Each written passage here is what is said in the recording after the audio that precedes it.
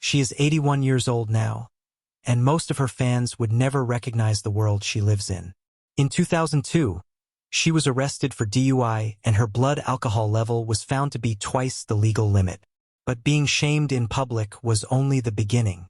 In Detroit, the body of her brother was found. When she found out about her divorce on live TV, her fairy tale marriage came to an end.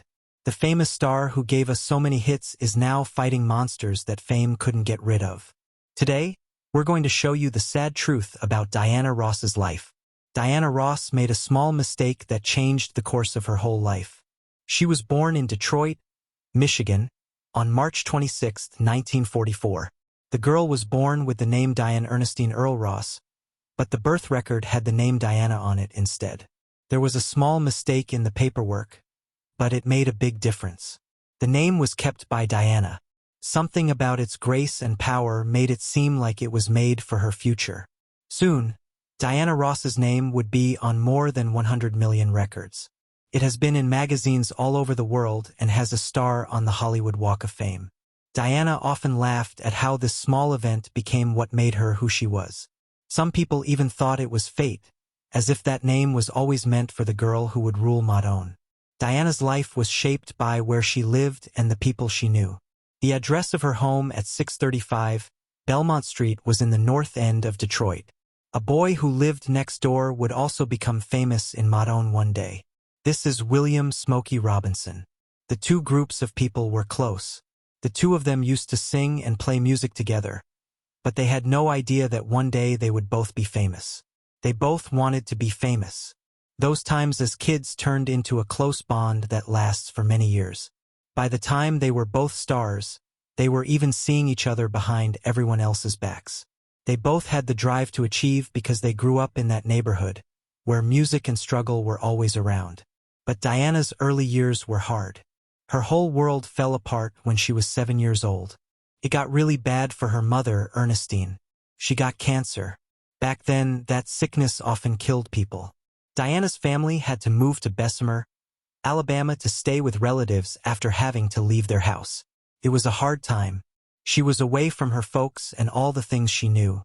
She was afraid of losing her mother, but that fear didn't break her. Instead, it made her stronger.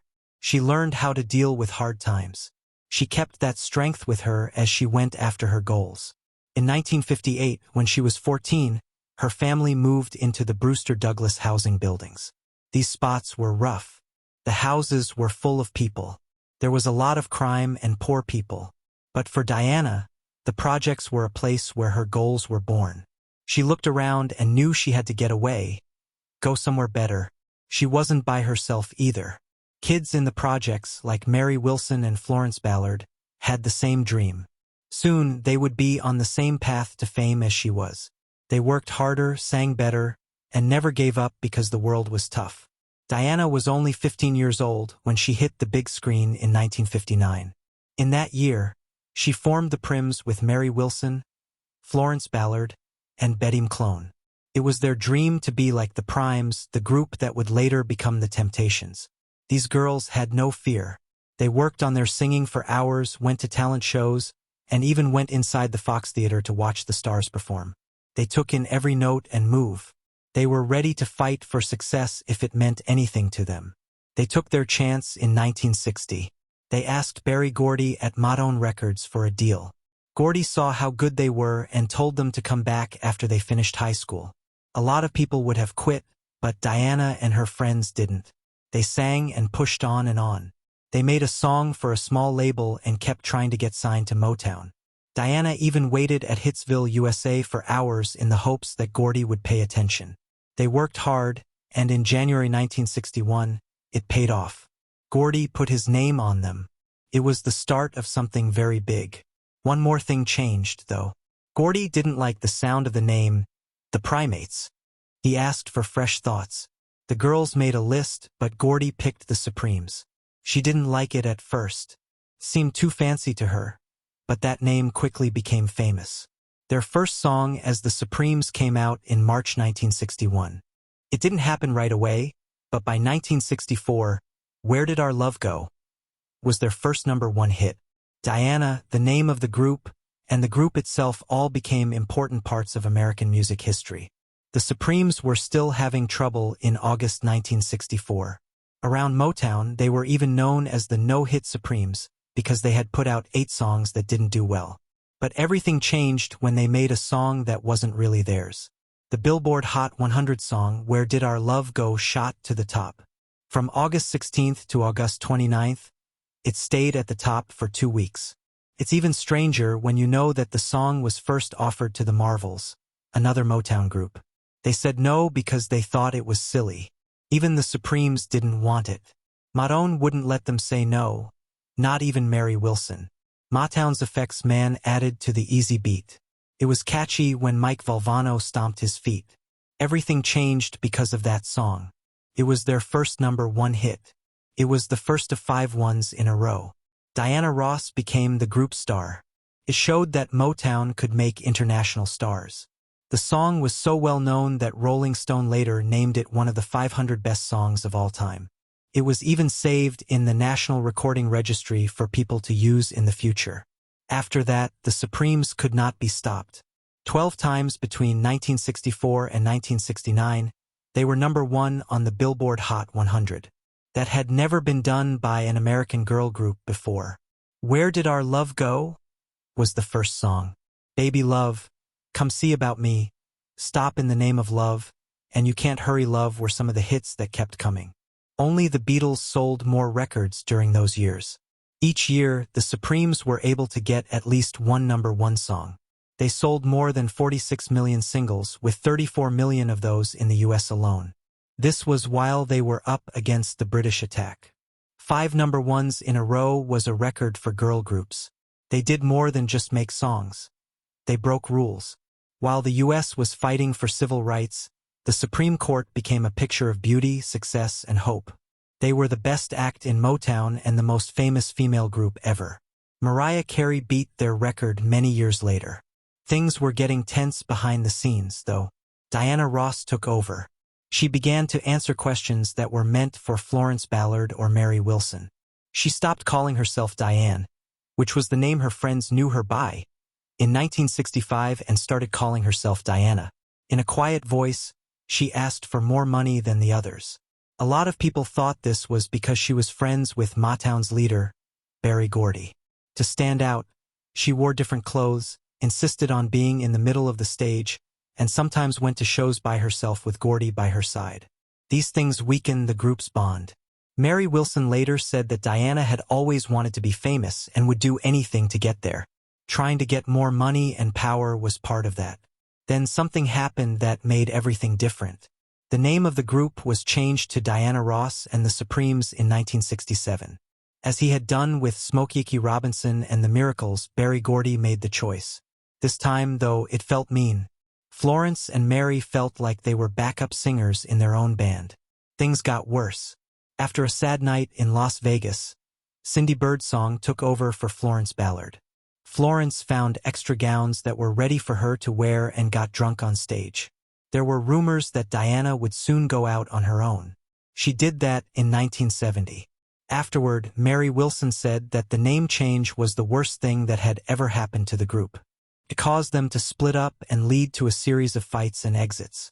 Diana Ross became a famous singer by hiding things, working hard, and having trouble with her relationships. At the heart of it was her secret relationship with Berry Gordy, the powerful founder of Motown. It all started in the middle of the 1960s, when Gordy was still married and Ross was becoming the face of the Supremes. It wasn't just a close link between them. It changed the way music has been made in the past. People who knew Ross well in Motown saw how her charm and friendship with Gordy helped her get ahead. Gordy himself said they were both ambitious and the same kind of person. When Gordy changed the group's name to Diana Ross and the Supremes in 1967, everyone could see the change. It wasn't just a name that changed. This meant that Motown could charge more, and Ross became the clear star. The world didn't know about the secret relationship. Some people knew the truth, though. Rayan Ross was born on August 14, 1970. Rhonda's real father was Gordy, even though she was married to someone else. There were more than just rumors about this affair. It shook up Motown's power structure and helped Ross rise above her peers. That July of 1967 was one of the worst parts of this story. That's when Florence Ballard, who had been in charge of the Supremes, was kicked out. Before Ross took the lead, Ballard had been depressed, drank too much, and had health problems. The truth was worse than Motown said she was. She was just tired. It wasn't just a close link between them. It changed the way music has been made in the past. People who knew Ross well in Motown saw how her charm and friendship with Gordy helped her get ahead. Gordy himself said they were both ambitious and the same kind of person. When Gordy changed the group's name to Diana Ross and the Supremes in 1967, everyone could see the change. It wasn't just a name that changed. This meant that Motown could charge more, and Ross became the clear star. The world didn't know about the secret relationship. Some people knew the truth, though. Rayan Ross was born on August 14, 1970. Rhonda's real father was Gordy, even though she was married to someone else. There were more than just rumors about this affair. It shook up Motown's power structure and helped Ross rise above her peers. That July of 1967 was one of the worst parts of this story. That's when Florence Ballard, who had been in charge of the Supremes, was kicked out. Before Ross took the lead, Ballard had been depressed, drank too much, and had health problems. The truth was worse than Motown said she was. She was just tired. After her sad last show in Las Vegas in June 1967, Berry Gordy had already picked Cindy Birdsong to replace her. It was too late for Ballard. Ballard went on stage on July 1st, just one day after turning 24, but he was too drunk to finish. Gordy sent her home and put Birdsong's in place for good. He had to sign a paper that said he would pay a one-time fee of about $139,000, which is more than $1 million today. But that deal took away her next paycheck and even her right to use the Supremes' name. Her solo work never really took off. She became poor and died when she was only 32 years old. The cruel way she was thrown away trumped how smart she was. Diana Ross had a beautiful smile, but she was also very ambitious, often leaving others behind. Wilson, her bandmate, said that Ross always made sure she was the center of attention. She would look at what the other girls were going to wear and choose something classier.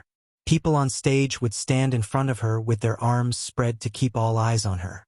She wouldn't share clothes and went to Gordy to complain. She used her special connection with him to get what she wanted. Ross didn't end there. She watched other groups dance, learned their moves, and then used them at Supreme's shows as if they were her own.